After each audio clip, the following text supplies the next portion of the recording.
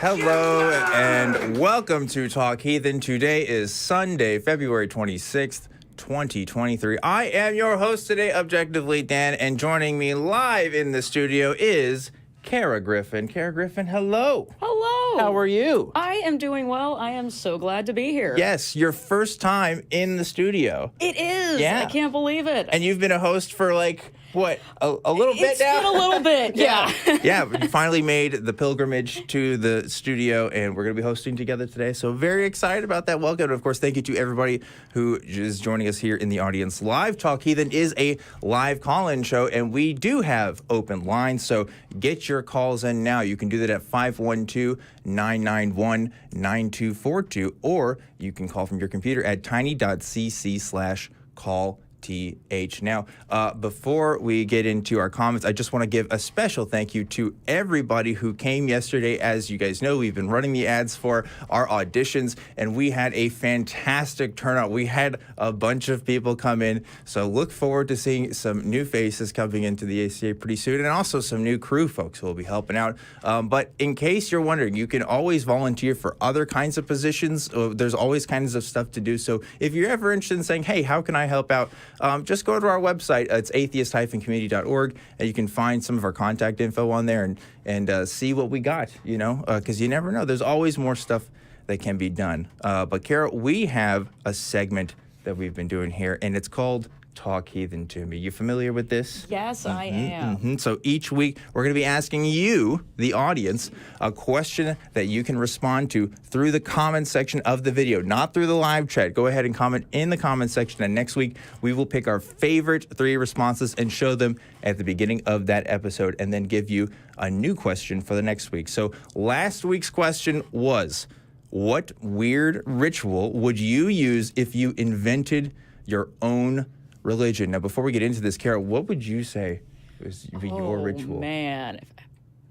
Does it have to be a brand new ritual that no one has done before? I don't think so. I mean, if you invented your own religion, you got to pick, you can do like your favorite one, I guess, like whatever you want. Yeah. Ooh, I feel like, my favorite part when I did religious rituals, it was communion because I like snacks. Yeah. And so snack time, yes, ritual snack time. Yes. I'm down for this. Yes. This is a good one. That's better than my answer. I was thinking like one day a week you have to wear all of your clothes backwards. And just to change things up, you know what I mean? Just to look at the world differently. That's what I was thinking. Oh, a perspective changing exercise. Yeah. Oh, I kind of like that. That's what I was thinking. I don't know. That's just a silly thing I came up with. But we're going to read some of the answers that you guys came up with in the comments section below. So our number 3 pick is going to go to Kathy C., who says, a strange ritual for you. In order to keep the universe running smoothly, all should spend at least an hour a day doing jigsaw puzzles. It would be best if the family did the puzzle together. Now, I'm going to be honest, that sounds annoying. I don't know if I like that. An hour a day? That's a lot of time. That's a lot of puzzles you're going to have to get through, too. Yeah. I mean, an hour a month, an hour a week, whatever. Hour a day, though? Jeez. I mean, maybe if you're really bad at puzzles. Yeah, the jigsaw puzzle industry would be booming. There'd be like a new economy, just based off jigsaw puzzles, and right? then you'd have to come up with a whole series of, what kind of pictures need to be on the jigsaw puzzles that are, meaningful. Oh my goodness, there'd be controversies and what can you put on jigsaw puzzles and not? Oh man, it'd be a whole discourse. It would be a thing, and they'd have people that are doing them upside down. Yes, because it's sacrilege to look at the image before it's completed. And books will be written about this. I'm glad we don't live in this world. That sounds awful. We're on to something here. Our number 2 pick is going to be from Alan Tenor, I think is how you say it, which is, my ritual will be when everyone gets together for the weekly get-together. We all talk about adventure building for the role-playing game of our choice. One person starts with a prompt and passes it on to the next person who adds an idea to it, and so on around the room until we get back to the beginning, where we compile all the ideas and see what we have come up with. Then we test play it to see how well we did. My goodness, can you imagine that? I mean, that's another economy. Like Dungeons and Dragons would just become mainstay. Oh, it's a whole thing. Yeah. They'd have whole books, volumes about it. Yeah. Right, exactly. And then the podcast market for Dungeons and Dragons, it's already pretty saturated. I mean, this would this would kill it. Oh, absolutely. Right? Like, I don't know what you do. I don't know. I don't know. This could be problematic. It could be. It could be. But I like the spirit of it. You know, collaborating with your friends and building role-playing games. I think you should try. I've never played Dungeons and Dragons. That's my secret. You know what? I think we may be the only two people in this building. Are you the other who one? Have not because I've played said that. this before, and every time I get so much shit for it. Okay, Yeah. Everyone's like, "What the heck? What do you mean? Why haven't I just haven't done it? I don't know. No one's invited me." Look, we grew up religious. Yeah. We weren't allowed to play that because True. it meant you would get possessed by demons. Right. I don't know. Everybody I know plays it and does something with it. I just never got into it. I'm happy to do it sometime, but it just has never happened. You know, we should start a group of all new to Dungeons and Dragons people, and we'll like sort of invent our own way of playing because we don't know any of the previous. That sounds awesome. I would totally do that.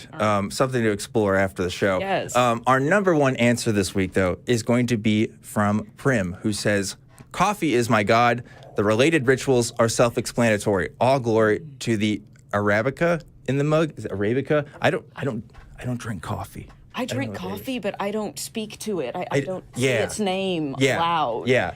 I don't take it in vain that way. I've never been a coffee person. It's not a religious thing. I just never got into it. I'm Mormon in that sense. It's just not a thing. I don't know. You know, does it offend you that I have some right here? No, I don't care. Okay. I just never got into it. It was just, I don't know. I never needed it. So it was like, why start now? Because like I see people and they're like, wow, I can't live my day without coffee. It's like, wow, that's a great reason for you to not start drinking coffee tomorrow. You know what I mean? Fair. Like, but that's my thoughts. What if you drank coffee for the first time and suddenly realized that for the whole entire rest of your previous life, you had been really sleepy, and just by comparison, Wow. and didn't know it? Sounds like an LSD trip almost. It's like, oh, you come this revelation through drinking coffee, and then it changes Powerful you. experience. I mean, maybe. I've never heard people talk about coffee like this person, but then again, some people are pretty excited about their coffee. That's true. Yeah. I kind of like that one. That goes along. I might add that to my snack ritual. Okay, There yeah. will be coffee. I like that. I'm definitely down for the snack ritual. I think that's a good pick, man. Yeah. Snack ritual. Oh, Golly. Okay, well, that's it for the question for this week. Thank you to everybody who submitted your answers. And if you want to know the question for next week that we'll be reading, which you should comment your answers below, is in one sentence, what is the weirdest reason to pray for someone? So comment hashtag Talk Heathen to me, and next week we will reveal the top 3 answers. So before we get to that, though, what do you think is the weirdest? Okay, so I was thinking about this earlier, and I was trying to come up with some just off-the-wall thing to pray for somebody for, because I remember being in elementary school, I went to a church school, like every morning you would start out with the process of, going around the classroom and everybody giving their prayer requests, and I'm thinking of all the weird stuff that, 6-year-olds want to pray for and everything. And I was like, you know what, no, it's not that. It's actually something that happens commonly, but I think it's super weird. It's when you're talking to somebody and they find out that you're not religious, and so they say, well, I'm going to pray for you about that. Yeah. And what's weird to me about that is, well, we're actually physically together having a conversation with the person that I can see and talk to and hear speaking back to me. Right. This is your opportunity to convince me of your position. Yeah. But instead, you're telling me that you're going to submit a request to the invisible being to have him contact me psychically. To let me know to believe in him, but I haven't received any messages from this person before. So. That is an interesting conundrum there, isn't it? I was thinking it's always, people when they pray for stuff, it's like, oh, I'm about to go for surgery, please pray for me. Yeah. What if you prayed that the surgery went badly? Like, can you do that? Because I don't know, what are the rules? Because I feel like in the Bible there are times where God tells you to go kill other people in other nations, right? So it's maybe did they pray for that too? Were they like, oh man, I really hope I kill slaughter enough people, to please the Lord. What's up? So probably. Is it like a counterbalance force? Do they hear both requests and it's like they got to pick? I don't know how that works. See, I wonder about that too, because we always talk about that one time they did a couple of studies to see if intercessory prayer helped people recover better after surgeries, and the conclusion I believe was that not only did it not, but the people who knew they were being prayed for in this experiment actually had slightly worse outcomes. Right. So I'm wondering if they should have added an additional experimental group in this test of people who were being prayed for, but negatively, like someone praying that they don't heal or that they get worse. Yeah. And see how that impacts. Oh man, that definitely violates some ethics Definitely. guidelines. I don't know if you could do that, but I mean, only if the ethics committee believed that it was going to have an effect. Yeah. Which I don't know. But regardless, I'm curious to see your guys' response. So be sure to comment this week, and we'll get to that. But now, Kara, it's time for me to do some intro stuff, and then we'll get to some calls. Are you ready? You excited? I am super excited. All right, cool. Well, this is Talk Heathen. This is a product of the Atheist Community of Austin, a 501c3 nonprofit organization dedicated to the promotion of atheism, critical thinking, secular humanism, and the separation of religion and government. There's a couple different ways you can support Talk Heathen and the ACA. We've got merch. We've got all kinds of swag, T-shirts, hoodies, mugs, and as always, our limited edition T-shirts. By the way, we also get stuff that's also from the other shows. I may or may not be wearing it today. Got to represent. But, check that stuff out. Of course, we got our monthly T-shirt on the screen there for you as well. Really fun that we've been doing that. I love our monthly T-shirts. I think they're great. And another way to support is just by hitting like on the video and subscribing to the channel and enabling notifications and commenting about your favorite caller. Just doing that stuff helps boost the algorithm, give us that engagement, and that's what we're looking for. And also, you can become a channel member. You click the join button below the video, you get custom chat emotes, and you help perpetuate the mission of Talk Heathen in the atheist community of Austin. You can, of course, do that for as little as 99 cents a month, so something to consider. And lastly here, I gotta say, we've been doing super chats. We have super chats open, so you can give a question or comment, which will be read live or on the air during the show, as long as it's within YouTube's terms of service guidelines, and also doesn't affect our status as a nonprofit or something crazy like that. You should know. Okay, just be nice about this, and we'll probably read it. Otherwise, you won't get it read, and that sucks. You want to get it read, right? Yeah. That's kind of the whole point. But anyway, now after all this, I think we can finally talk to some folks. You ready? Yes, I am so ready for this. Okay, cool. We got a couple of different people who want to talk to us. My goodness. Okay, I really want to talk to, good ones here. I think let's go with Kenneth. Kenneth, who's calling in from Georgia. Kenneth, you are live on Talk Heathen. What's up? Hey, what's up? What's going on, Kenneth? We're just having a good time in the studio. How can we help? Nothing much. I don't know what the call screener wrote in, but I basically said that I have some things in ancient history that I think, kind of point to some biblical truths, but kind of alongside that, I also think that a lot of Christians interpret the Bible through a wrong lens. Yeah, I mean, I think if we're talking about, does the Bible describe some historical events or relate to things in history? Yeah, I agree with that. There's definitely some instances, but I don't know if I'd say all of the Bible does. So, what are you thinking of in particular? Specifically, some of the myths. Okay. Specifically the Great Flood. Okay. So there have been a lot, pretty much in every ancient myth across the world, there's been a Great Flood. Mm-hmm. That's just one example. There's sea things inside of mountains. Yes. I don't know the specifics, but just basically things that just kind of point me to the direction of I hear a lot of people, apologists will say that I believe everything in it. And if something's not true, then it's all wrong. Well, I don't necessarily believe that. Yeah. So I agree with you in that it's interesting when you study historic, world cultures, there are a lot of flood myths. That's actually a very common trope in ancient literature. There's representations of what the flood means that seems to have symbolic meaning that's also shared within the Christian text. So, and the Jewish text in particular. But yeah, there's definitely some similarities there. It also floods a lot in a lot of places, right? If you also notice, there's a lot of places, especially in the East, where there's dragon myths. There's a lot of dragon myths out there. And that doesn't necessarily mean that dragons were ever a thing. Now, maybe you actually think that it does, and some people will go that route. But, just because we see some similarities in some of these stories doesn't necessarily mean they're talking to a particular truth. And one thing, too, is, the details are always going to be different. In these other flood myths, they're not talking about a guy who talked to God and brought an ark and all the animals on a boat. They're just talking about a big flood happened and another god was angry. Or, there's other kinds of stories. So there's big differences, right? Yeah, there really are. And, it's important for usually human societies to have access to water. People need that. So, living near water would make it likely that you may experience a flood event. If you live in an ancient agricultural society, a flood is a very big deal for you, right? It's a significant event, and it's something that you could tell about through future generations through stories, right? And that can turn into some of the myths. And I think that's the best explanation for what we see. I don't know if it necessarily points to the truth, because think about this too, right, Kenneth? Why do we privilege the Christian? Well, hold on, Kenneth, just real quick, because why would you privilege the Christian perspective on this, and why not other cultures' perspective on the flood? In other words, the Christian narrative has a very particular story to it, but other cultures have other stories to it. Why does the Christian one have a privileged perspective on that?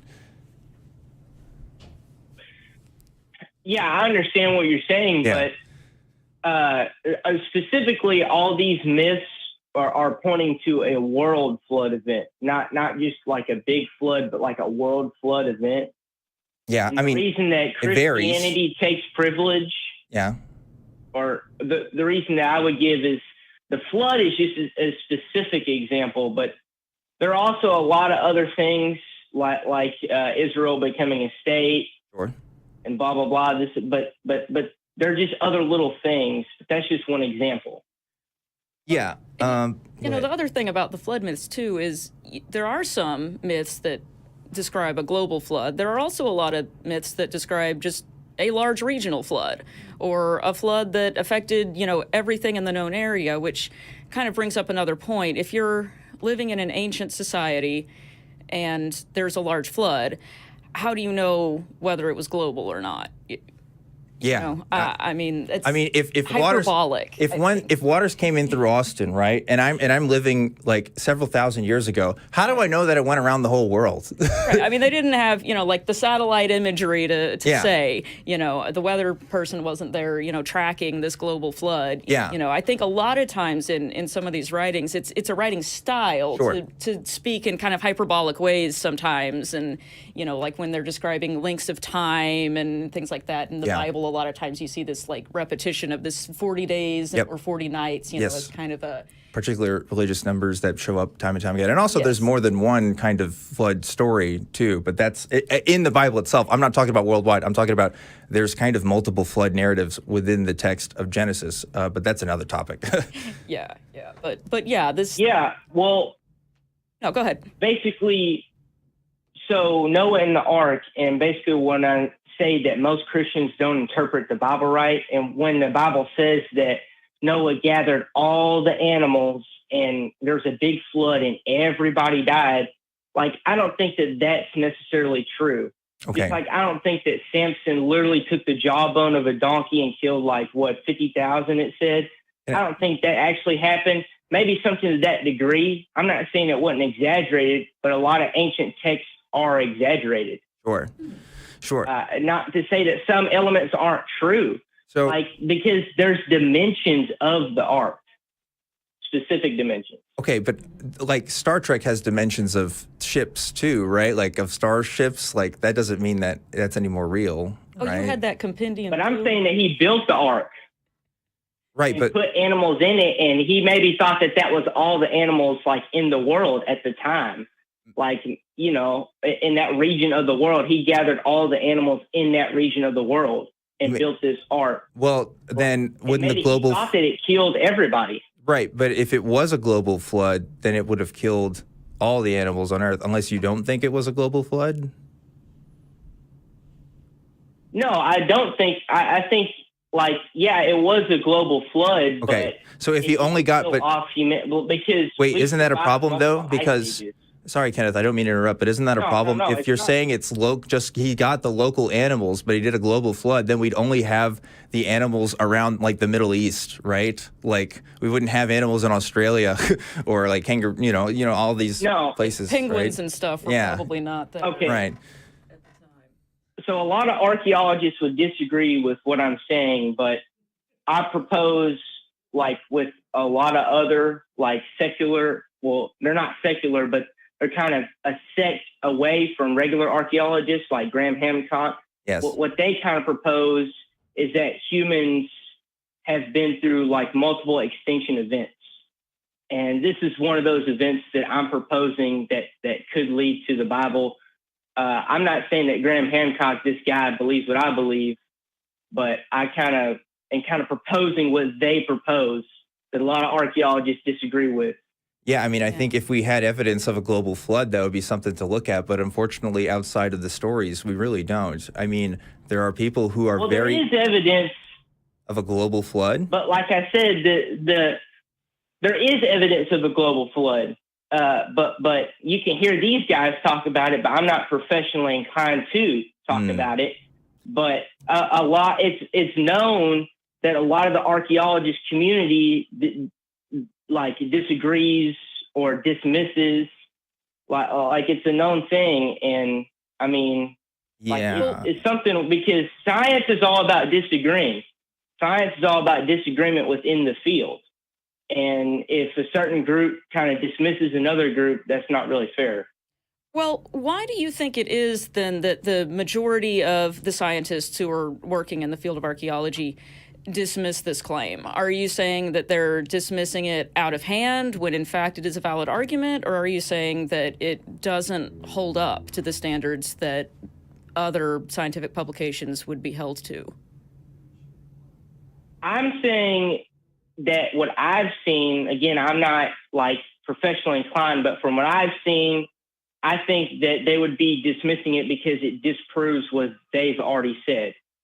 So why would that be the case? That kind of makes it sound like there's some sort of big conspiracy among the scientific community, that they've decided that they want to believe that something is true and are essentially engaging in this grand conspiracy where they're, inventing data and submitting all of these publications that they know to be false, and not a single one has broken ranks to bring all this to light and say, hey, I've been a part of this scientific community for all these years, and guess what? It's all a sham. They're all, submitting these false. Yeah, there have been some people. There have been multiple people that they just, like I've named a few, like Graham Hancock. There's another guy. But there's multiple people that have broken off. I mean, they just don't have a loud voice, obviously. Sure. They're not the majority, they're the minority. To be fair, though, Kenneth, there's also multiple scientific fields that dispute this claim. I mean, we're not just talking about archaeology. If there was a global flood... And there's been conspiracies...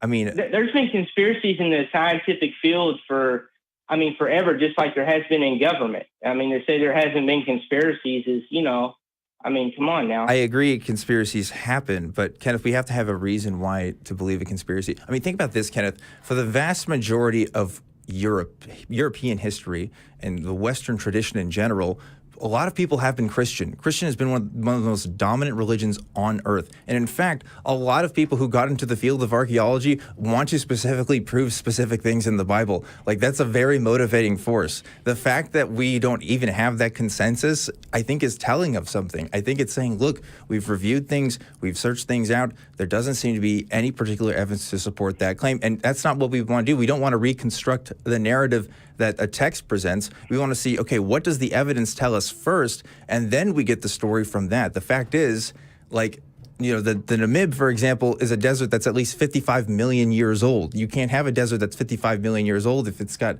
a flood as part of its history, right? There's just lots of things that don't add up. It's not even just archaeology. It's just, it would completely change the way that we understand natural sciences if that was true. Yeah, and I want to follow up, too, just, kind of going back to what we were saying about, these people such as Graham Hancock. Yeah. That is not someone who is a scholar who then broke ranks with the field of archaeology to say, oh, in fact, everything was false. He's someone who writes popular books for a popular audience. He doesn't write scholarly articles or books or anything that's peer-reviewed. These are popular books that sell really well because... it's interesting, it's fun, it's like watching Ancient Aliens, on TV. Spoiler alert, that's not real. I just gave Graham Hancock as an example. There are other archaeologists. This guy, I don't know his name specifically, but he's been to Israel and uncovered some things. And okay, well, I hear you talking about other people's work. The evidence is here. Well, okay, can you give us one specific example of this evidence? Because I hear you saying that they talk about it, but what are they talking about? Can you give us just one? Yeah, for sure. Okay, so they propose that, okay, so Graham Hancock, first of all, is not trying to prove like the biblical evidence or anything. He's trying to prove ancient civilizations that were advanced, like we survived these extinction events and we were more advanced before then. That's what he's trying to prove. Okay. And I'm saying that leads into it biblically. That's not what he's saying. Oh, maybe he was a bad example to you. I mean, that's fine. But like, again, I want to know what evidence, like, what is he talking about? Why should I believe that there was ever a global flood?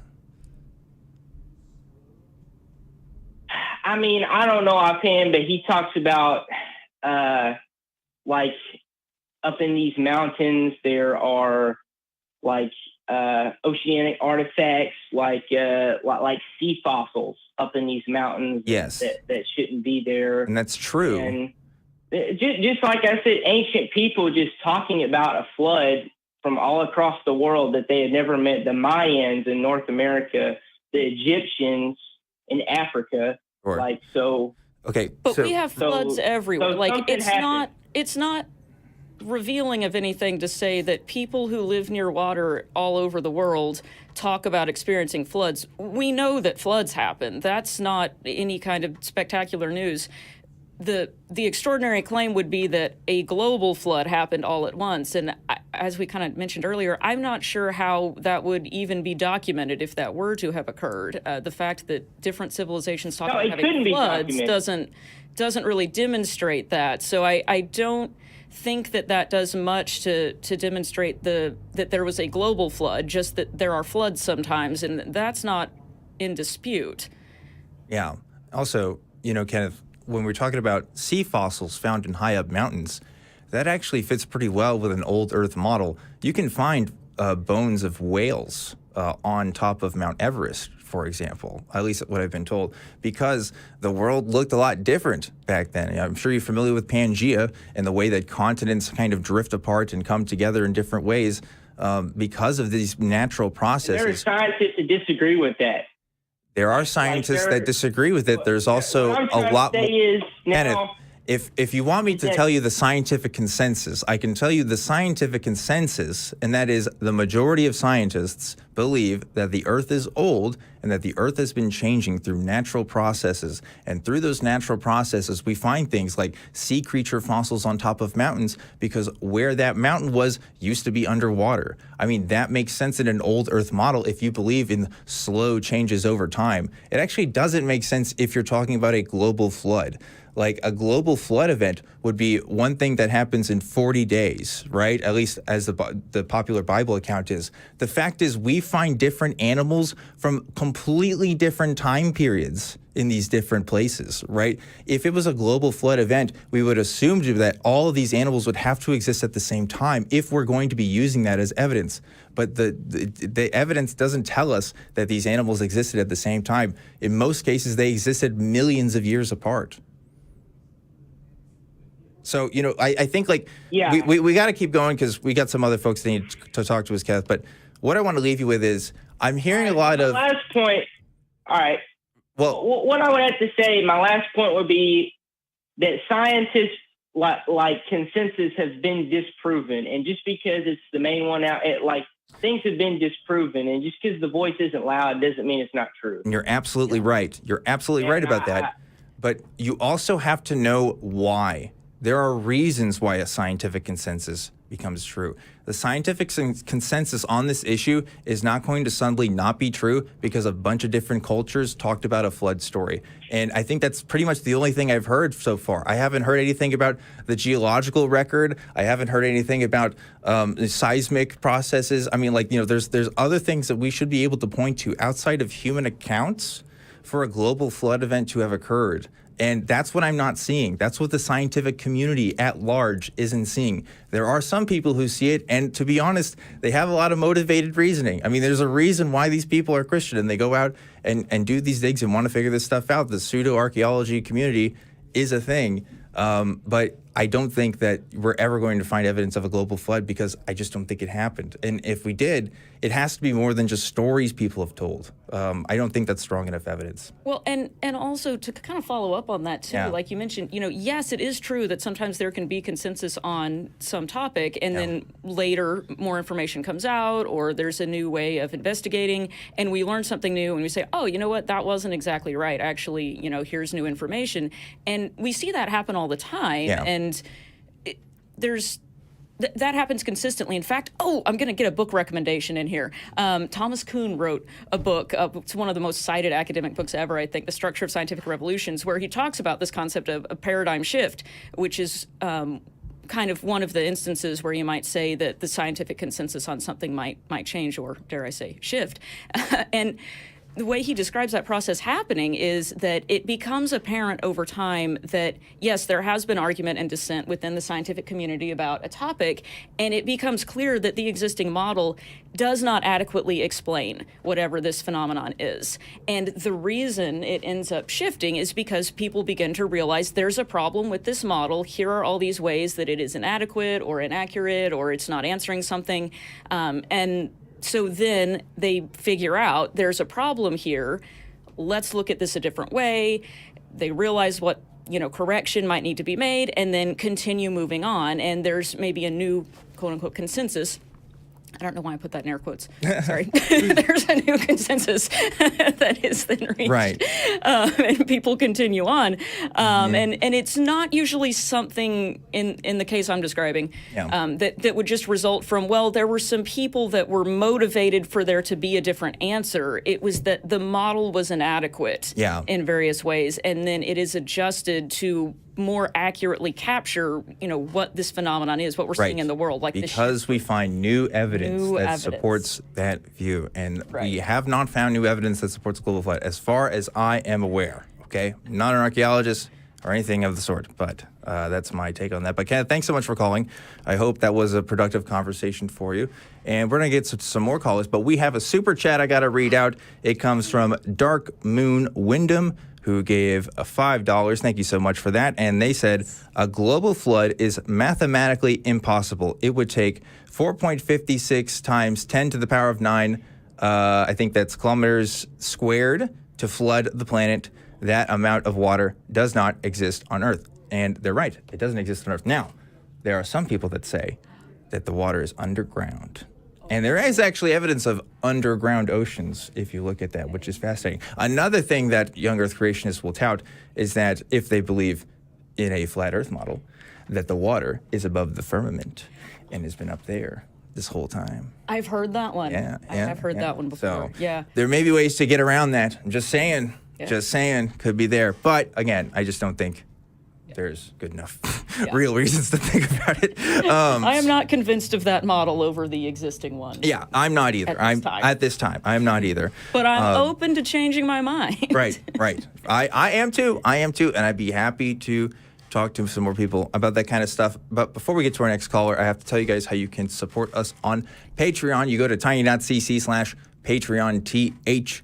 And that helps support the show. That helps tell the ACA that, hey, Talk Heathen is a pretty cool show. It's got some pretty cool people on there. And, you want to support it that way. That's a great way to do it. Another thing I should let you know is we have a channel that houses all of our shows at the ACA in audio podcast form. You can visit tiny.cc/AEN podcasts for that.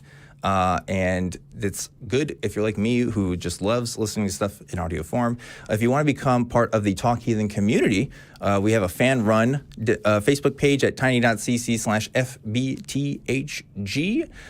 So check out all the stuff that happens on there. And then, of course, in case you didn't know, Talk Heathen has a TikTok, and we will be going live there before the shows on Sunday, I believe.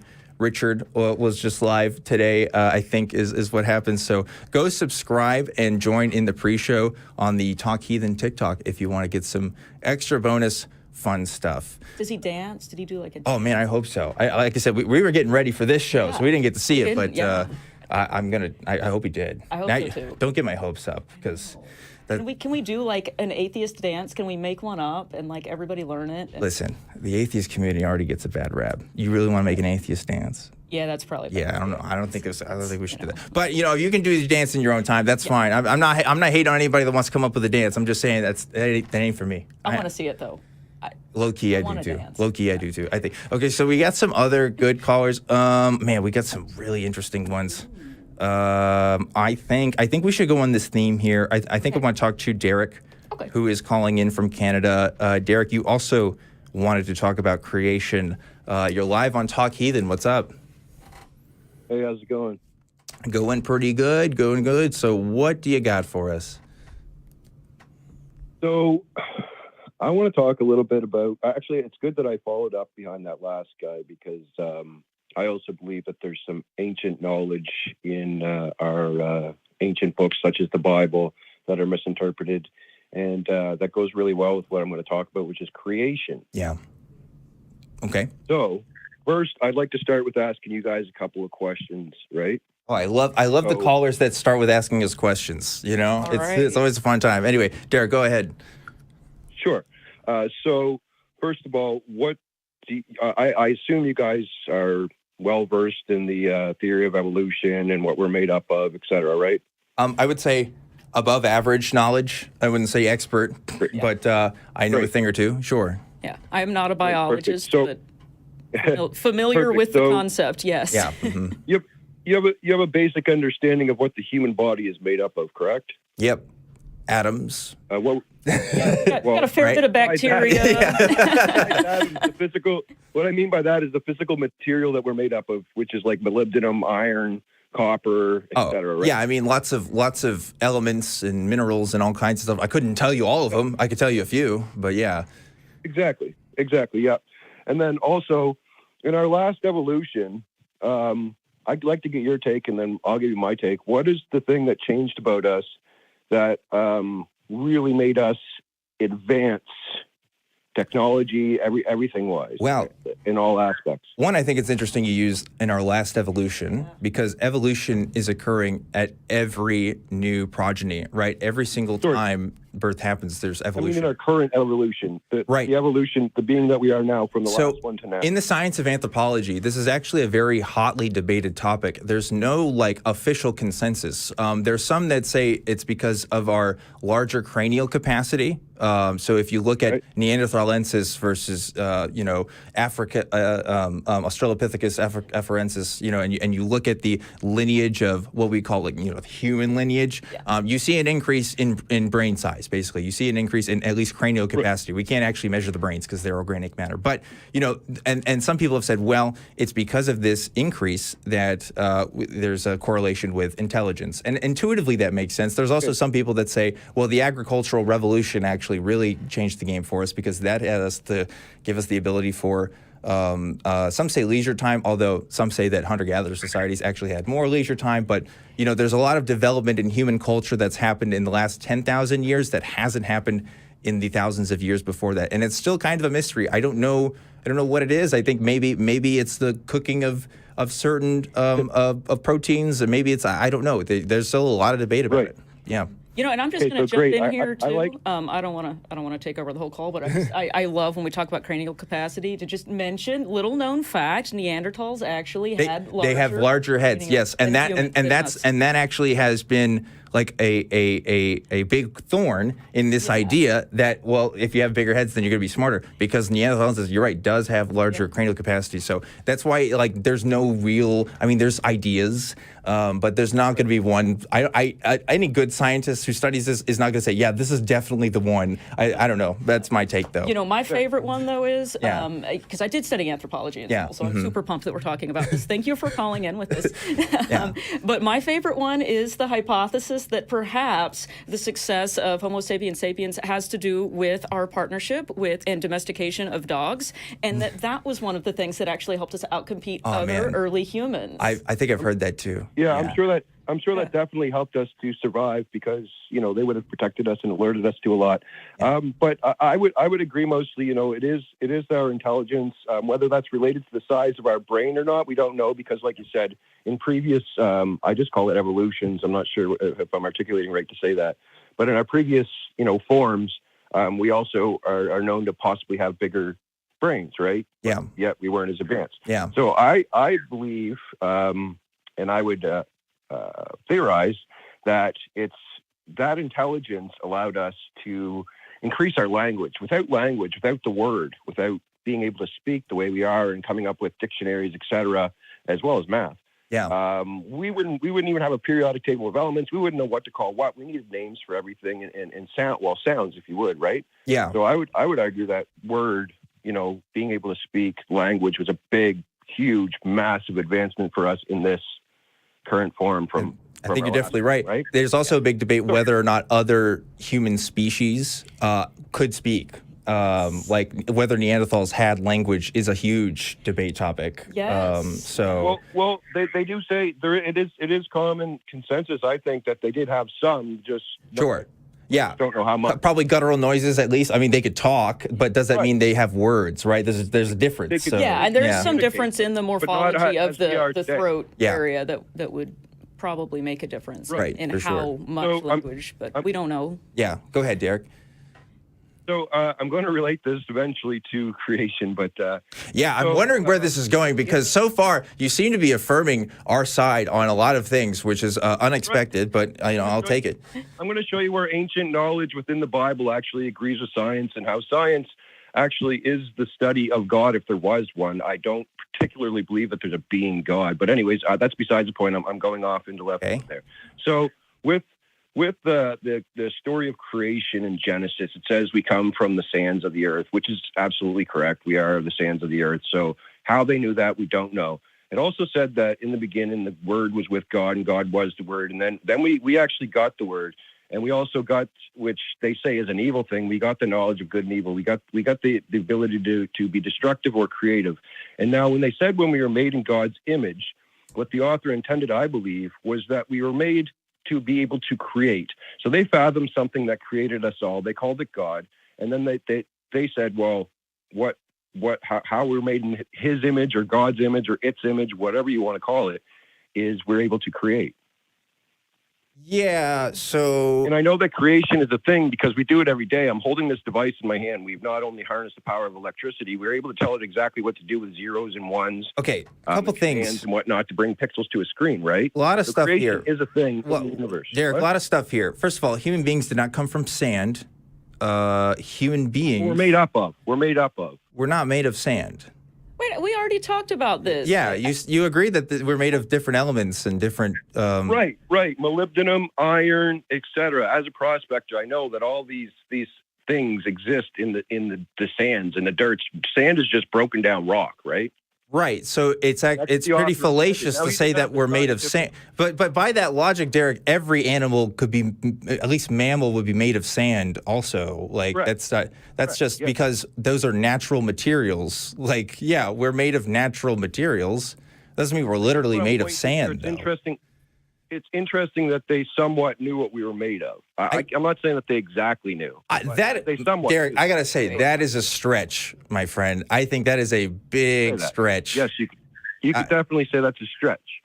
Yeah. But what I'm getting at is what I really want to get at is the creation part. So within the universe, we know that gravity exists. You can drop a pencil, you see that gravity exists. We know, all these forces exist. We know all these things exist because we can see them. Now, we create things all the time. Planes that fly through the air. We put, we break down the rocks, turn them into metals. We break down the oils, turn them into plastics, etc. We also make fuel, and then we fly across the sky at 600 miles an hour or whatever it is, right? Yeah. So we're constantly creating. So creation is a thing. So I believe that there has to be a creative force. I don't know what it is. I'm not going to say it's the God of the Bible. We as humans need to personify, quantify, and qualify things so much, right? So that's why we have. And then that's why my argument is a lot of people and a lot of science denies creation, that this could be a creation, that there could have been some sort of birth rather than just a random big bang out of absolute nothingness, absolutely no point to it all, right?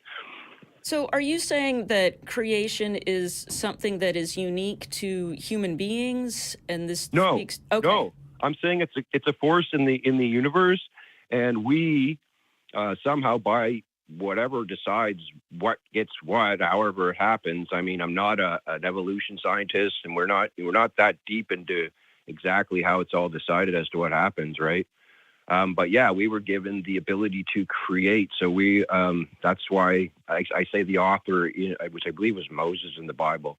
That's what he was talking about. We were able to create. So whatever it was, if it created us, which I don't quantify or qualify as a being or supernatural being. So that's within us. And we actually have the consciousness and the ability to create. I'm a little confused. Do you believe in the theory of evolution? Like, do you believe human beings? Yeah, I'm not well versed in it, but okay. I mean, that's what I'm trying to say. Science. So if there is evolution, right? Evolution posits that we got to where we are today through natural forces, right? Like evolution posits that we were, like, you could have considered us other animals at some point down the line, and then another kind of animal some down the line, right? So, when what does that mean to say we're created?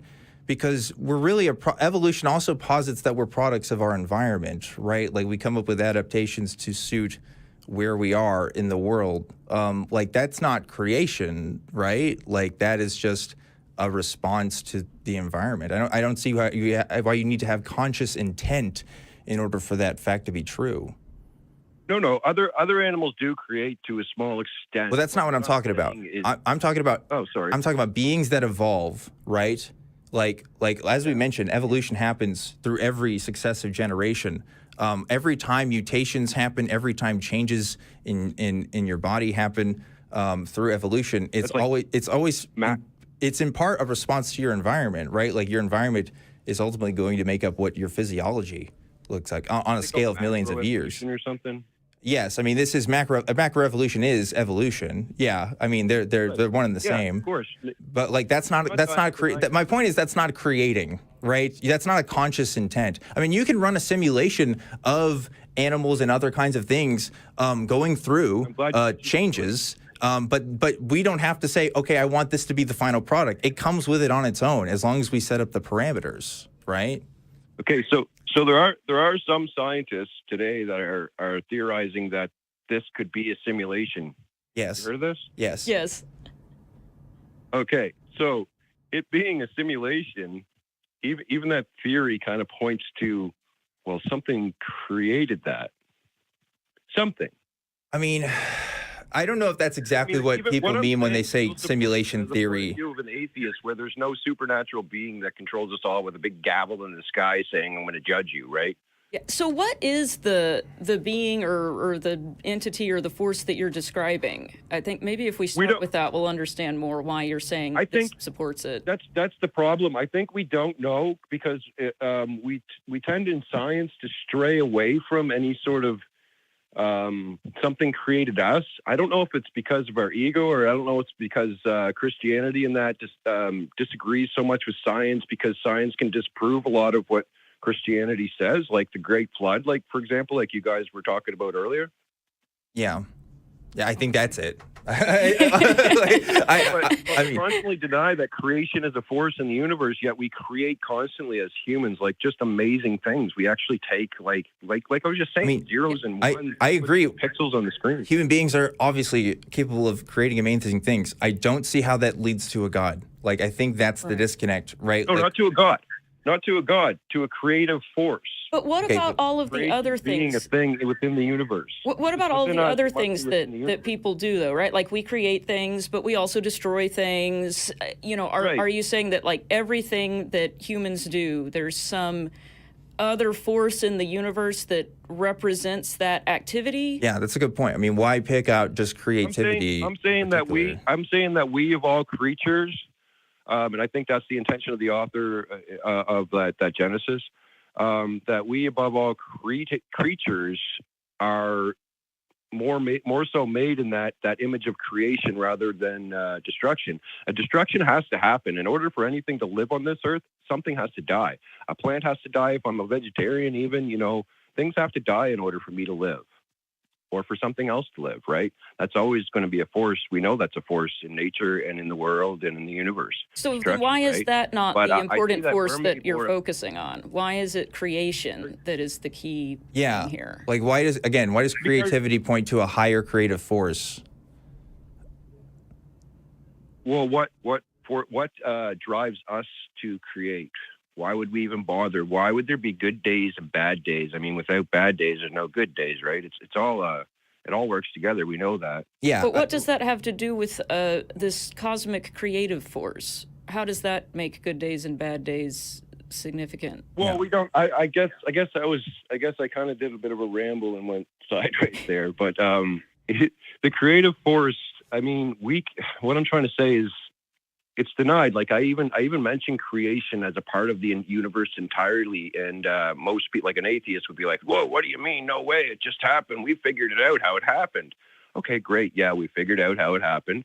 We know that there's a great theory of evolution, the Big Bang, etc.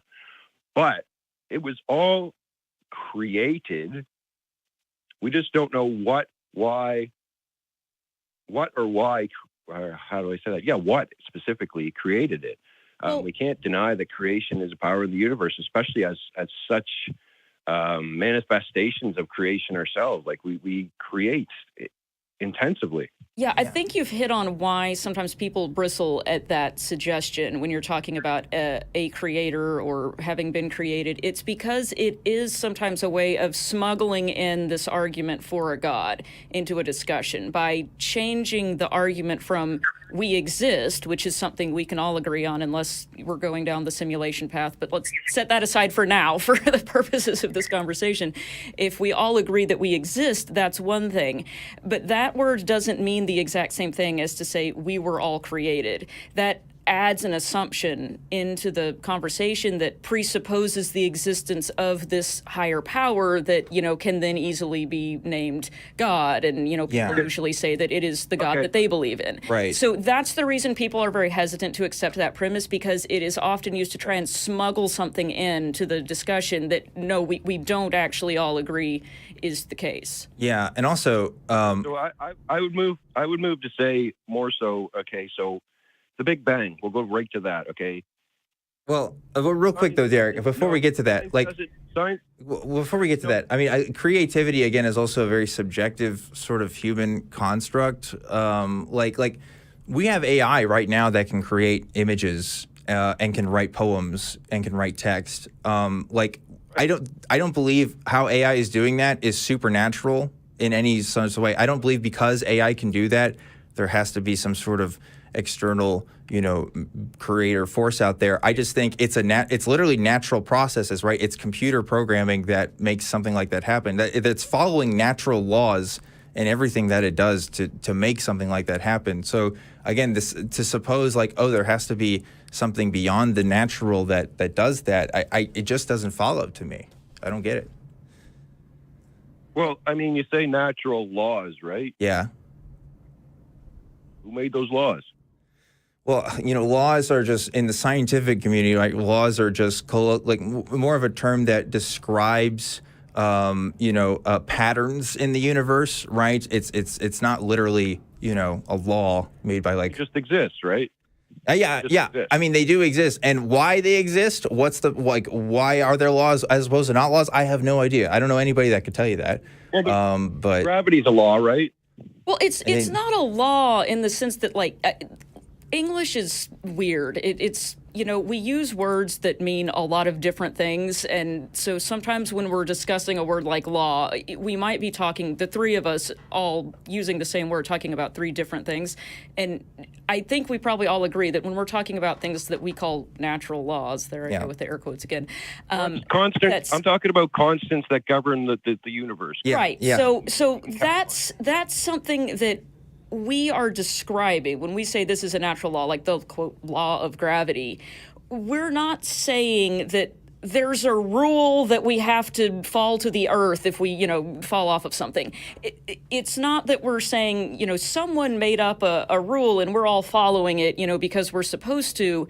We're calling it that because we're describing something that we have observed happening. Yeah, well, we're making descriptions. I think about Darick knows that. I think he's saying why are there these forces in the universe?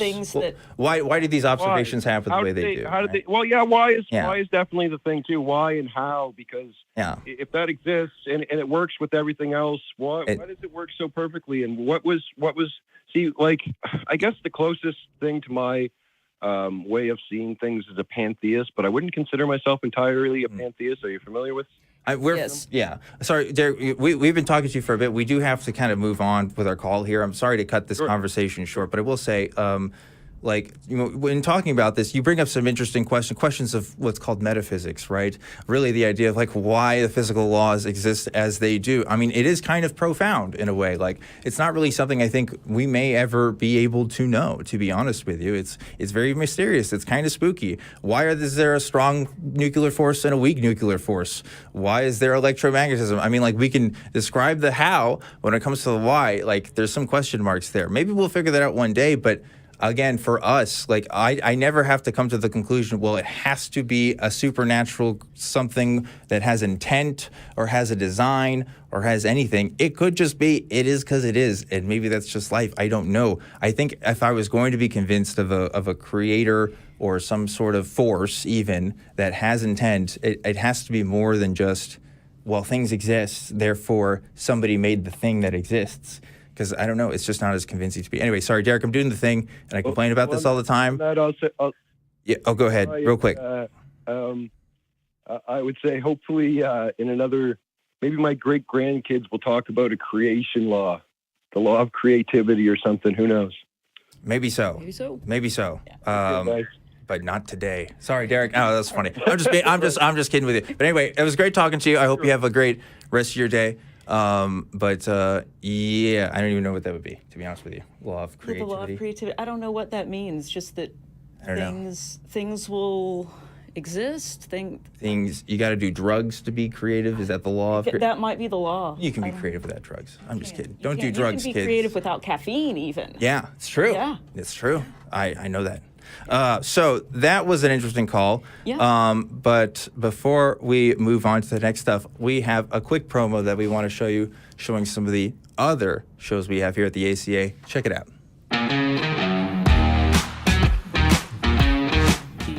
The annual penis festival, and they have big penis floats that people carry around on their shoulders. You get penis-shaped lollipops, and it's a big turnout. Well, I went hiking last Saturday, and I was in Bastrop, Texas, trying to just enjoy nature, and I kept looking at my phone because I wanted to know what's up with the Alaskan UFO thing. Marjorie Taylor Greene, Lauren Boebert, and that other white guy, and some other white guys. Not these white guys. Not these. Right. Not these ones. Not those two. No. Y'all have an accent. We can that don't have an accent. In New King James, though, it does say, I am bringing floodwaters on the earth to destroy from under heaven all flesh, which is the breath of life. Everything that is on the earth shall die. Uh-huh. So everything. Right? So God, that's a God quote. If God creates people that he knows are not going to be saved, why do that if they're just going to be, destroyed ultimately? I do believe that God created a certain people to be saved, and God created a certain people to be damned in hell. Yikes.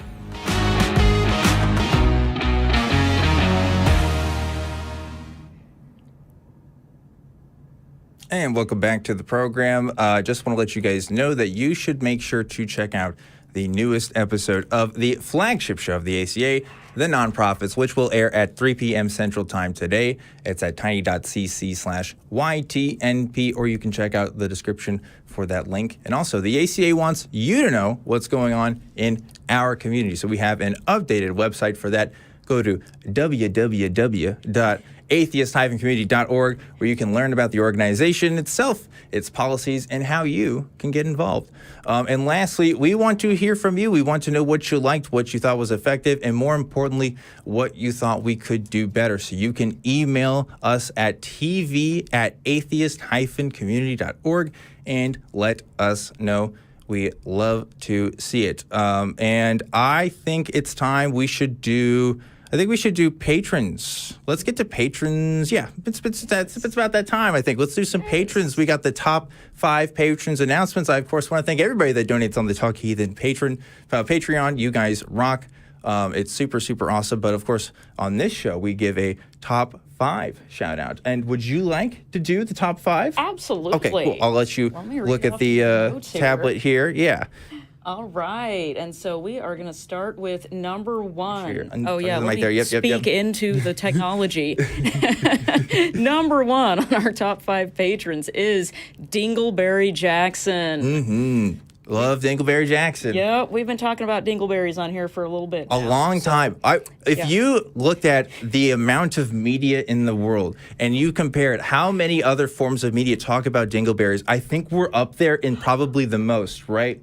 I think we're winning. I think so. Wow. Yeah. Yes. Yeah. That is excellent. So thank you, Dingleberry Jackson. Thank you, Dingleberry Jackson. I think we need to contact Guinness Book of World Records and see if they're interested in something like that. I'm not sure if they are, but it doesn't hurt to try. It does not. So that's awesome. Okay. Number 2, we have Ayame. Ayame. Excellent. Excellent. Let's see. Number 3. Oops, all singularity. Which is great. It's a great name. I love Oops, all singularity. Man, that's awesome. That's great. I love these names. Y'all, this is awesome. Just, you know what? Keep subscribing and being patrons with really cool names. I want to come on here and read more. So yeah, definitely. You're doing well. Okay, number 4, we have Devor Valjan. Yes. I hope I pronounced that right. I'm sorry if I did not. I'm reading from afar. And number 5, we have Kalevi Helveti. Yes. Excellent. Yes.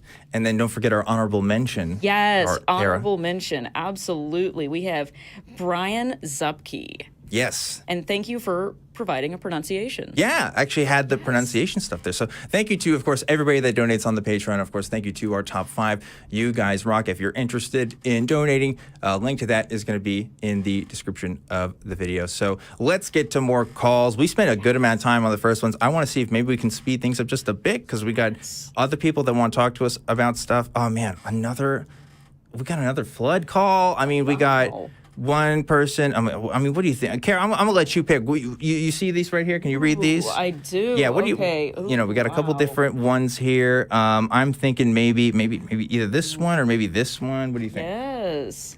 I mean, we're on a roll with the flood calls. All right, let's do it. We'll keep going with the flood stuff. We got Rick who's calling in from Canada. Rick, you are live on Talk Heathen. What's going on? Hey guys, how you doing? Doing well. I hear that you think the global flood is a fact. Is that right? Yeah, absolutely. I think I've heard you guys keep talking about this, so I wanted to call in last week or two. I hear you guys say that science has disproved the flood, right? Well, disproven is the word I would use, and I don't think that's the word you would use either. No, I would say it is not, to my knowledge, supported by science. Right. In other words, there's no evidence to suggest a global flood has existed, at least as it's described by the Bible. I mean, there's definitely been floods, but global flood, not so much.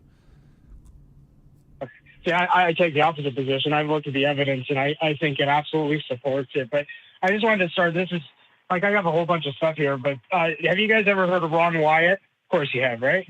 Ron Wyatt is I think he's a pseudo-archaeologist, right? Or does he say he's the archaeologist? I'm going off the cuff here. I'm not sure who that is either, so if you want to let me know. So Ron Wyatt's the guy that claimed...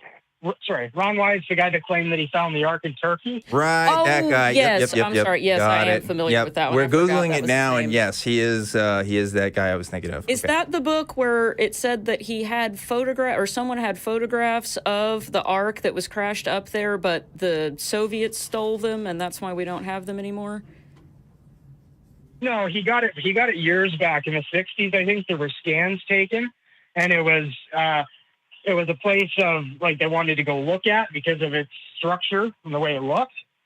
So he went out there to study it a little bit more, and there's documentaries on it. He brought a whole team out.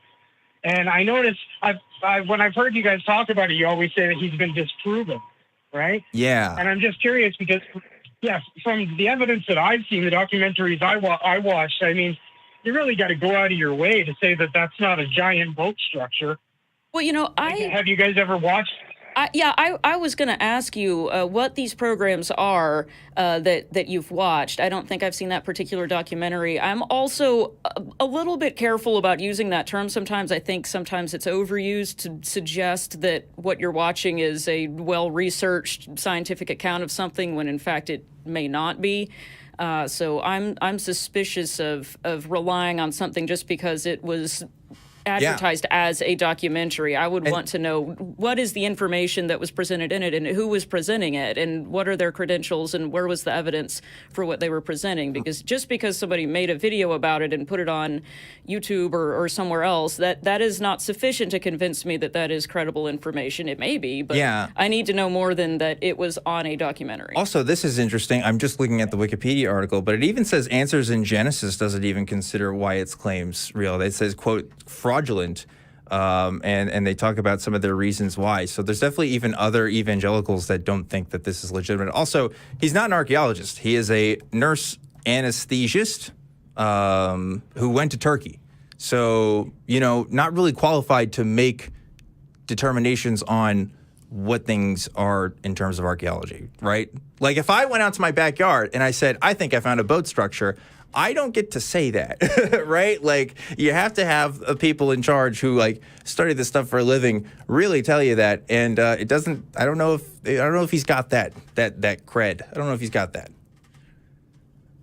Yeah. So he went out. There's a whole team of people that went out, but the people that led it was Ron Wyatt, Dr. Baumgartner, who was a scientist archaeologist, and David Fassel, who was a marine salvage expert. They led the search, and Turkey has it blocked off, right? They've been doing studies on this for years now, right? And they found not only boat structures, there's scans of it that you can see. It's clearly a boat image. They have man-made pillars set out in parallel lines exactly where the boat would be. They put tape all over every time they got a hit. It made a perfect boat image. They've pulled petrified wood out there with pitch all over it. They found animal parts in the cavity of it. They've done 3D scans on it. I mean, like you got to really go out of your way to say that that's not a boat structure. Well, you know, I don't know what a perfect boat structure is because I am not a marine salvage expert, and I'm also wondering how much experience a marine salvage expert would have identifying boats in ice on mountaintops. But you know, all that aside. I haven't seen these images. I don't know whether or not they look like a boat, but I don't really find that to be a compelling story for a couple of reasons. I'm sorry, not story. I don't find that to be a compelling argument for a couple of reasons. The first one is I am not yet convinced that these images that we're being told about are credible, reliable, real information and not some sort of hoax, because all we've heard about yet as far as where these plans are coming from, or these images are in this book that may or may not have been self-published. I'm not sure. I can't really even find where to purchase it, but it seems it's not a scholarly source. Yeah. So my first question is, where are these scans and images, and can we validate that they even exist or are real? But then let's assume that somehow we did. All that would demonstrate then is that someone found something on a mountain in Turkey that appears to be in a scan in the shape of a boat.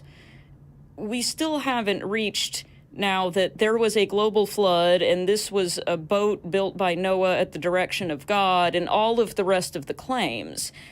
I'm hearing that someone said that they found something that they think looks like a boat on a mountain.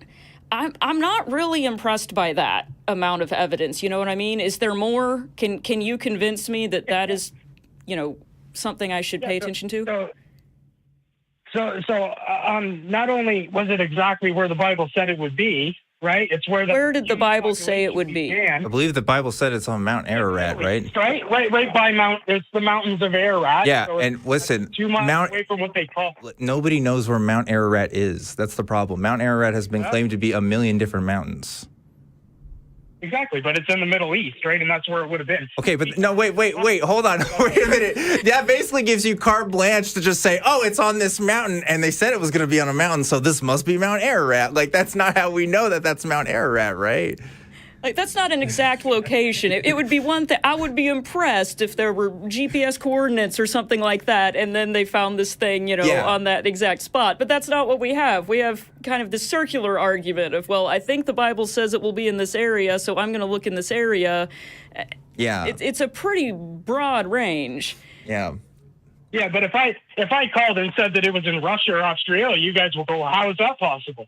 So you know what I mean. It's in the Middle East, and that's where it's said to be. It's where the population began. It's where the Bible takes place, right? By Israel. I agree with you that is the setting of the story. I'm still not impressed by someone's claim that they saw something on a mountain somewhere in that region of the world, and here's a picture of this, by the way. Oh, they found the pictures. Yeah, here's a picture. That doesn't look like a boat to me. But also, like, petrified wood wouldn't become petrified wood in a few thousand years like that. I'm not an archaeologist, not a geologist, but I'm pretty sure that's not how petrified wood works. But anyway, okay, look, there's this that just looks like rocks to me. I don't think that's. This is the evidence. This picture. This is the picture. Yeah, this is the image. I mean, we should really put it on screen. Hopefully, maybe crew can find a publicly available image to put on screen. I mean, to me, this looks like when you're looking at a cloud formation and saying, what it reminds you of. Yeah. I mean, this is very subjective. This does not look like a boat to me. It certainly is not what I would describe as the perfect structure of a boat or the structure of a person. If you find animal parts, it's in the middle of a mountain range, I'm sure you're going to find animal parts. I don't know. I'm really struggling to see how this is convincing. Yeah, so they found the metal and the wood pillars. If you go, I encourage you guys to go watch more about it, read about it. I mean, they've unearthed the entire side of that is all ribbed pillars, and it goes right into the ground through the scans into a Boeing. It looks exactly like a boat, and they found metal in it as well. Metals that we didn't even discover until the 60s were in there, all like ancient, old. They've been there for thousands of years. And I mean, it's definitely, even if you want to say it's not a boat, there's a structure in there, an ancient structure is in there, man-made, matches the dimensions of the ark, looks like a boat, has animals pieces in it. I mean, and it's in Turkey. I mean, that in itself is compelling, so I don't understand why you guys just dismiss it. Well, I'll tell you why that's not compelling to me is let's assume that all of this is correct information, which, again, I am not convinced that this thing even exists, but I will. I'll look into it more.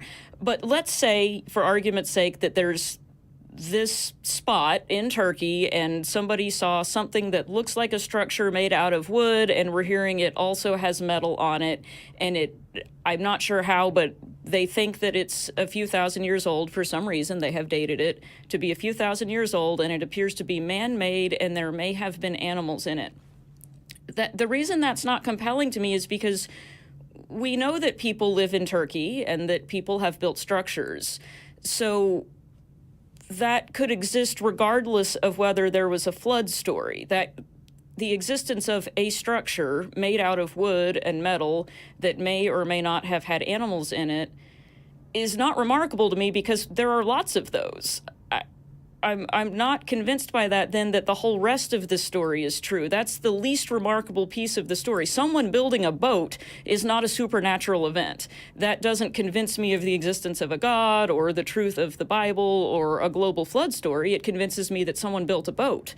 Mm-hmm. And I'm not yet convinced that this is a boat, but even if it were, that's all that it would demonstrate to me. So I would need to see some evidence of the extraordinary parts of the story in order to then believe those pieces of it. I've been Googling while this whole conversation has been happening, and I found a special report written by Dr. Andrew Snelling, who is a creationist from Answers in Genesis, who has written a point-by-point refutation on everything that this guy Wyatt has done. He talks about radars that showing the man-made boat structure, that there's a regular metallic pattern, that the ship's ribs are showing, that there's lots of petrified wood. And he's saying, like, he literally starts this article by saying all of these things are false.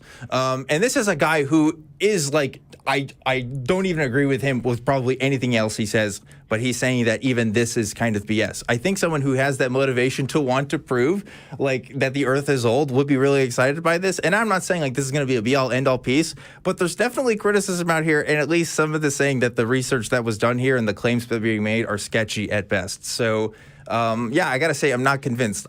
So if you don't know the name, I would say, look at the show later and rewind the call and try to Google what I just talked about, because there's definitely a lot of criticism about this thing. Yeah, no, that's understandable. And like your co-host said there, all it proves is maybe it was a boat, right? I agree with that. But it is a boat. It matches all the biblical criteria, including dimensions and everything. So we should be taking that into consideration. Yeah, see, scientists have said that. I don't know that it does, though. Scientists that believe crazy stuff. Yeah, I'm not following how that could be the case, because, you know, from the pictures we saw that I'm not sure are real pictures, that doesn't appear to me to be a complete intact structure. I don't know what that is representing, but you're telling me that lump of earth on the side of a mountain exactly matches the dimensions laid out in the Bible for the ark? I don't understand. Yeah, the length. First of all, we got the picture on screen right now for those of you who are watching at home. This is the ark, okay? And yeah, if I recall, it's been a minute, but I believe that the ark dimensions were done in cubits, which is a notoriously like kind of ambiguous definition for measurement. There's lots of debates even on what that even means. So I even dispute this claim that we know the exact dimensions, because I don't think we do. Maybe it matches up with a rough idea, but I don't know. I'm not convinced. It may match up with the exact dimensions in the Bible in the same way that the location of this lump matches up with the exact location of Mount Ararat. Yeah, this is clearly Mount Ararat, right? Yeah. Yeah. If you mean there's a thing on the side of a mountain that looks like a large structure, you know, I'm barely convinced even of that much, but that's not very specific. Yeah. So it matches the royal Egyptian cubit, which Moses was an Egyptian prince. So we wouldn't expect anything other than that measurement, right? And it does match it exactly. But anyways, do you guys still have time? Because I have a whole bunch of evidence I can give. No, honestly, we really don't. We got to get to some other callers here, because we took, I think, a little too much time with the other ones. But, you know, I hope you look up what we're talking about here, and I'd be interested. If you call in again about this topic, I want you to look up this special report written by, it's not super long. It's written by, and again, I haven't read all this through. I literally just found this off the internet. But, oh gosh, what's the name here? Where is that? Dr. Andrew Snelling. Dr. Andrew Snelling from Answers in Genesis. I'd be curious to see your response to the things made here, because, yeah, I'm so far we're not convinced. But thanks again, Rick, for calling in and sharing some time with us. We appreciate it. Yeah, for sure. That was a fun call. Yeah, we're getting a lot of flood calls today. We're flooded with flood calls. With flood calls. Hey.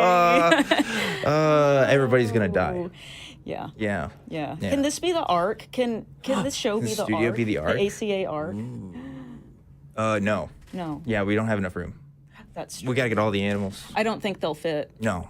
I don't think so. I don't think many of them will like the climate here either. No, they'd start eating each other and stuff. It'd be a mess. Plus, you got to pick up all that poop. Yeah. No, I don't think it would work out. Yeah, I don't think it's gonna work. But I think the audience. The crew is telling me, audience, we want to talk to you. Are you convinced by that picture? Do you guys think that this is a? No. Okay. So we're just getting audience consensus. Again, this is our peer review process right here. Right. We just ask our studio audience whether or not they agree with us, and that is the scientific method in a nutshell. You know, we just 100%. Yeah. It's not exactly. It's not the scientific method, actually. It's not even close. But that's fine. I think we should do. Oh man. Okay. So we got two other callers here on the line here. What do you want to take care of? Both interesting. Yeah, both pretty interesting. I say we go with the one who called first. Okay, yeah, let's do this one then. So we got Jesus. Yeah, Jesus calling from Germany. Jesus, who is calling to prove the Bible is a hoax. I'm sure the irony isn't. Yeah, I'm sure the irony isn't What? Yeah. What this is. Listen, if anybody ever asks me, hey, has any spiritual experience happened to you? Like, I'm going to say, well, Jesus did call me one time, and he told me the Bible was a hoax. So, have that in my back pocket. How's it going, Jesus? Water, so what can go wrong? Yeah. So what's up? What do you got for us? Okay. So you were nagging about that everyone who calls asks you a question. You got the possibility to ask Jesus. Go ahead. I'm listening. Oh, man. I have a lot. Oh, man. What to ask first? I get that a lot. Do not worry, darling. Just ask me a question. Okay. Well, man. I want to know. I'm an atheist. Just to put it up front. Wow. Okay. Yeah. I have a question. I need to know for my snack time ritual also. So this is a good follow-up. Jesus, what is the formula for making wine? How do I do that? I just want to be able to make wine from water? I think I was going to say that too, low-key. I think that's what everyone wants to know. Yeah. All right. So first of all, Kara and Dylan, thank you very much. Do you know why? Why? Thank you very much because you are cultivating the process of a discussion. And there is a difference between what you Americans are used to, a debate. The difference between discussion and a debate is the following. Discussion, we are seeking the truth. Debate is destroying the opponent. And that has been seeking and reeking into your society so badly that it's almost destroyed your society. Okay, well, that's a lot of talk coming from Germany. I'm going to say that much, okay? I'm not, listen, Germany, you guys have not had the greatest history either, okay? Come on, let's be real. But anyway, look, let's get to the topic that you called in about, okay? So you're saying that you can prove the Bible is a hoax. And I don't think the Bible is a hoax. I don't even know what that means necessarily. So you're going to have to explain that. It's a lie. Well, yeah, I mean, it tells lies, but does that mean like it's a hoax? Like what do you mean exactly? 2,000 years ago, I was gay. You have it in the Bible. Wait, what? 2,000 years ago, I was gay. Just go and ask any clergy, why was I betrayed with a kiss? Oh, okay. So he's doing the role play. Okay. I did not understand what was happening. I didn't either for a second there. I thought this was going in a whole different direction. Yeah. I mean, look. You're laughing. Hold on. All right. You're laughing, but you both are atheists. In the nature of atheist, it stands you are to ask questions. So why the hell are you now pretending that I'm a comedian? Which I am. I have to start somewhere. But why on earth are you not entertaining the idea you're talking to Jesus? Don't confuse me with Christ.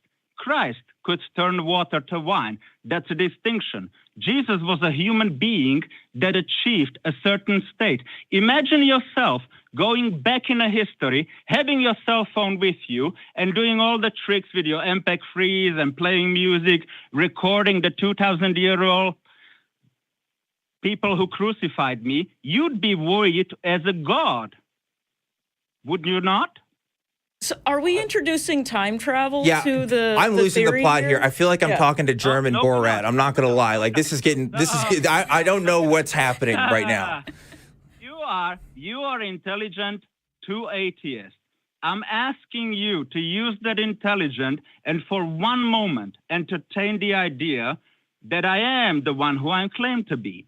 Now imagine yourself traveling back in time. I'm not advocating for traveling in time.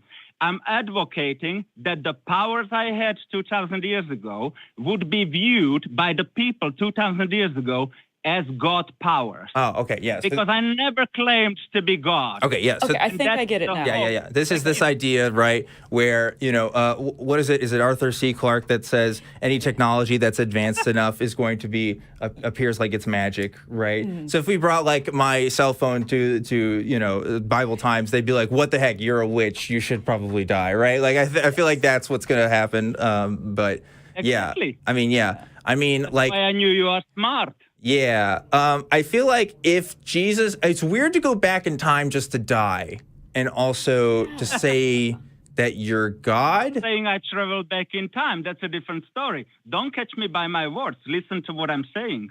You're a smart one. Be one. Am I talking to the Riddler? What's going on? What is the question? What's happening? I know you are confused. I know. I get that a lot. Maybe it's a parable. Whenever Jesus told stories to the disciples, you know they what? would be confused. Yeah, you're right. Oh my God, maybe he is Jesus. All right. Wow. Okay. Wow, Jesus was German. Who knew? Wow.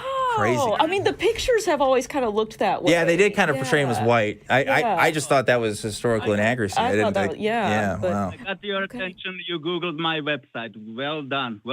Okay, stop. Hold on, you both. You are smart, intelligent beings. And we all three of us, have the same vision, have the same mission. The whole humanity is on the brink of extinction. Would you agree with that statement, given the Russian entanglement right now? And it's a third Hitler in the making who has nukes this time. Would you agree with that? I don't know. There's a lot there. How do you don't agree? Look at the goddamn behavior of that man. You almost got a third Hitler on your own hands in America. Yeah, listen, Jesus, funny anymore, isn't it? I'm sorry to break this call short, but we want to usually stick on the topic that we've screened with the call screener, and we're not going off course. We're going to a different dimension. I don't know where we're headed, and I'm scared. This is beyond my comprehension. Next time if you want to talk about Bible stuff, that's great. But I want to try to get to one more caller here. So unfortunately, I'm going to have to let you go. But thank you, Jesus, for talking to us. Amen. Amen. By saying amen, when you hang up on think. Jesus, you say amen. I'm just more confused than anything. I feel like we experienced a parable experience. Did we just have a spiritual revelation, and now we're going to spend our lives kind of untangling it and putting out the symbology and stuff? Yeah, they're going to write books about that time Dan and Kara. There's going to be a gospel of Kara and the gospel of Dan, and we're going to be divergent in some of our accounts, but kind of the same. Yes. So that's also written 40 years after we're dead. Absolutely. By people who never met us. Yeah. It'll be great. I'm looking forward to it. Yeah. That's a cool legacy, I guess. Yeah. So that's cool. Let's see if we can get one more call in. Hopefully, crew's okay with that. But we do have another super chat that I need to read. It's from Mike L.A. Whaley, who donated $10, who says, I commend Rick, the previous caller, for sticking to his guns about the 5,000-year-old tree after all these years of calling in. That takes dedication and everything voided of research. Yeah, I mean, there's just a lot of old things in the world that just don't really make sense to me in a young Earth creationist worldview. We're going to be really quick with this call because this person's been waiting for a bit, and I want to get to them very, very quick. This is Nate calling in from Ohio. Nate, we're going to give you just a couple minutes here, and then we got to wrap things up. What's going on? Oh, thanks, guys. Well, before I get started, really quick, I noticed that one of the previous callers said Moses dealt in Royal Egyptian cubits. Yeah. Moses didn't build the ark. That was Noah. Yeah. So that kind of made me chuckle. Yeah. Also the image of God. I noticed that has nothing to do with creation. The Hebrew word for image is definitely a visual word in Hebrew. Mm-hmm. And God was going around blowing in nostrils, and he attempted to murder Moses, and he wrestled Jacob, and he has a butt that Moses looked at. Yeah. So, image means physical. Yeah. But anyway, I wanted to.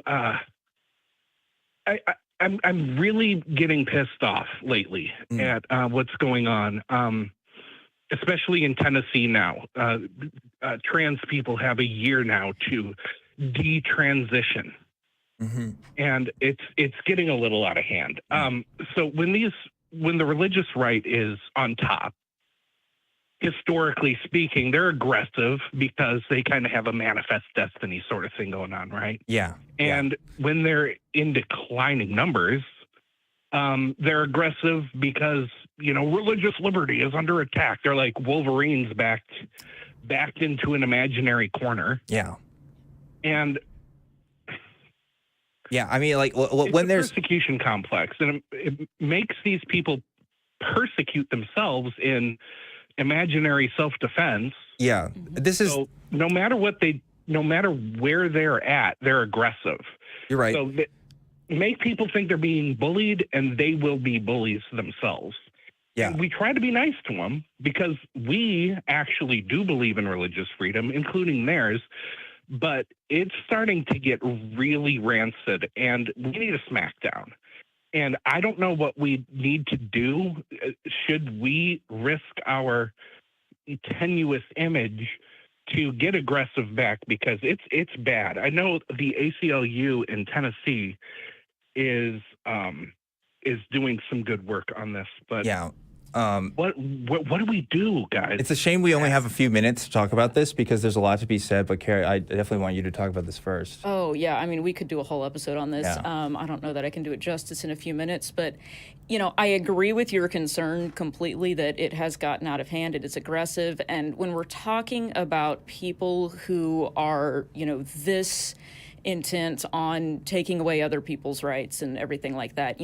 These are people oftentimes who are following what they consider to be, biblical law and everything like that. And that book is not written in a way that, in my opinion, is consistent with democratic values. So kind of to your point about, when people with this belief system get on top, they hurt other people and they do not actually promote things like freedom of religion. I think you're exactly right, because that is not what, the law of the Old Testament promotes. It is not promoting freedom of religion. It's promoting there's one God and you'll have no God before me.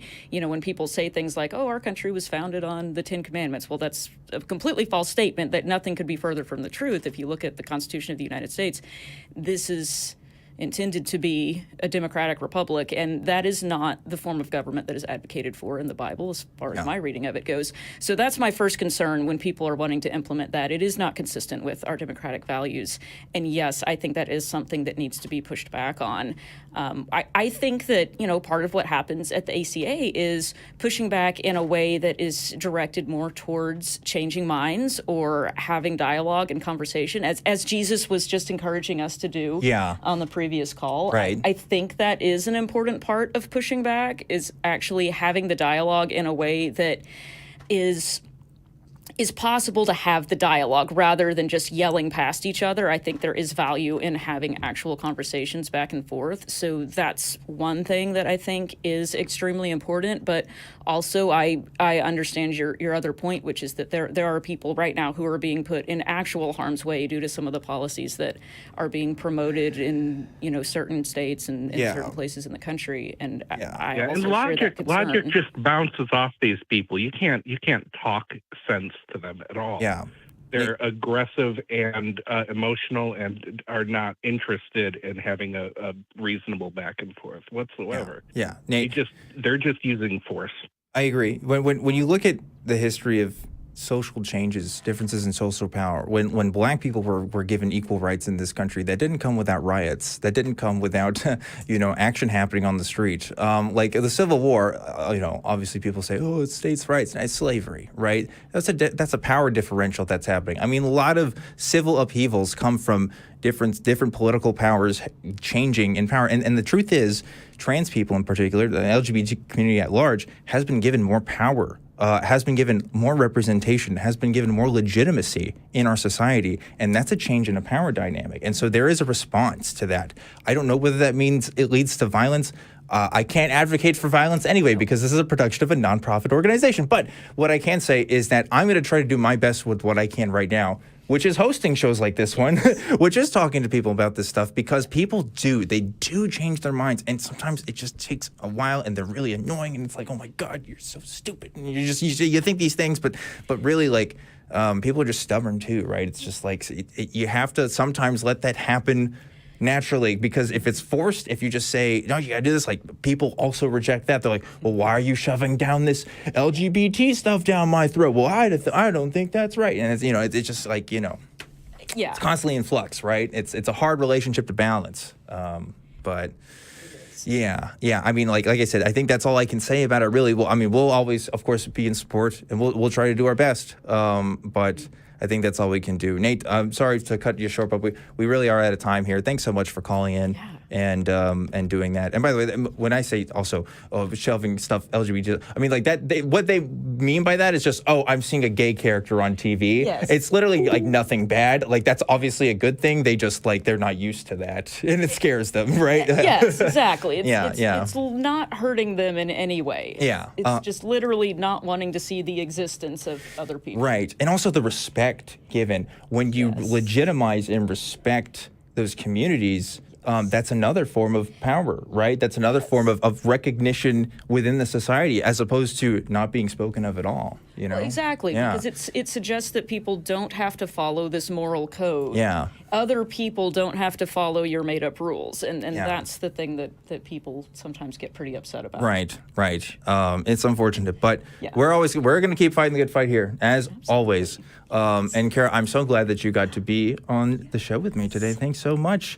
Thank you for having me. This was a lot of fun. Yeah, and you're a guest host, so I'm going to ask you, where can people find you at if they want to know more about you? Ooh, that is a great question. The best way to find me would be through the ACA email. Yeah. Definitely email me there. Yeah. At the ACA. Yeah. And you can email me. I don't know. Do we tell people to email us directly or? No, just email just the show, right? Yeah. But you know, as you guys may have known, we recently are putting secular sexuality on hiatus, which Kara was obviously a host on. But that doesn't mean we're like all of our hosts are still part of the ACA. Yes. They're going to be on other shows and stuff as they're rebooting secular sexuality. So look forward to that. We'll let you know as soon as we have more information on when that happens. But for now, I'm glad you're here with me. Real quick, I also have to give another super chat shout out here. We got James Call, who is a member for 6 months and donated $5 and said, "Thank you, Kara and Objectively Dan, mods, crew, and my lovely friends in the chat." What a nice super chat. Thank you. That's so good. That was nice. Yeah, I like that. Just a reminder, folks, again, a couple different ways to support the ACA. 100% of the proceeds go to the ACA if you do the fundraiser thing. But we're encouraging super chats right now, actually. So definitely do that in the future. Please like and subscribe and click that join button on the video. Of course, we got the Patreon. We have the channel that supports all of our shows, AEN Podcasts.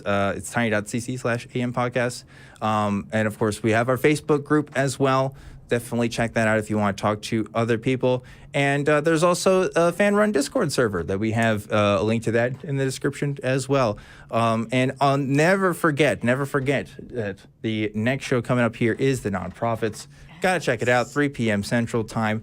Link to that is also going to be in the description. Now, I have to remind you guys, don't forget about the question this week, the Talk Heathen to Me question, which is, in one sentence, what is the weirdest reason to pray for someone? So tune in next week, and we're going to give you our top 3 answers for that. And of course, last but never least, we have to thank the wonderful, fantastic, amazing, stupendous crew that help make this show happen every single week. And there's the crew right now. Look at them. And they really know their stuff. Listen, I can walk into a room and break technology, and they fix everything. They make it all work. It's pretty amazing. They make it work. Yeah. It's really, really awesome seeing them do their thing. So thank you, crew, sincerely, for all the hard work that you do. And now it's time to give out our love rings. You ready to do this? I'm ready. Let's do it. 3, 2, 1. Pew! Pew! Nice. It's going out there. Thank you to everybody out there, whether or not you believe. If you are an essential worker, we want to thank you. If you don't believe, this is your community. And if you do believe, we don't hate you. Ready, Kara? I'm ready. We're just not convinced. Yes. I'm Objectively Dan. This is Kara Griffin. This has been Talk Heathen. Goodbye, everybody, and we'll see you next week.